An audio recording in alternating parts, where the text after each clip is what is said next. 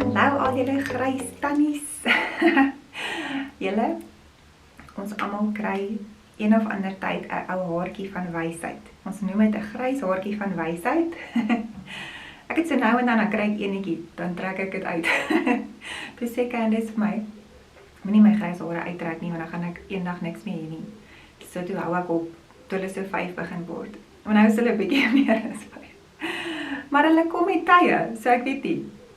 Ek kry dit seker, maar dis seker my wysheid haartjies. So, partykeer hierbo, partykeer hier in die kant.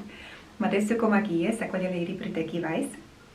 Ek het dit actually nie self eers gaan soek nie. Ek het by my sussie gekry, want sy is mos 'n haarstyleerder en sy het allerlei oulike goedjies. Altyd soek sy vir die beste. So, hierdie is L'Oreal Paris. Medium Iced Brown is die kleur wat ek gebruik. So my hare is 'n chocolate bruin.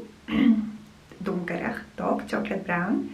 Ek dink as hy uitgroei, of uitwas, dan is hy seker 'n medium iced brown. Want hierdie kleur werk op my.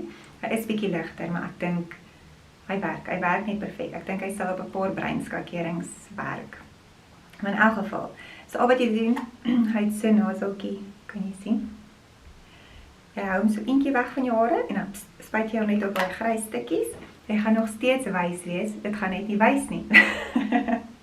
Maar ja, dis hoe hy lyk. L'Oreal Paris Magic Retouch.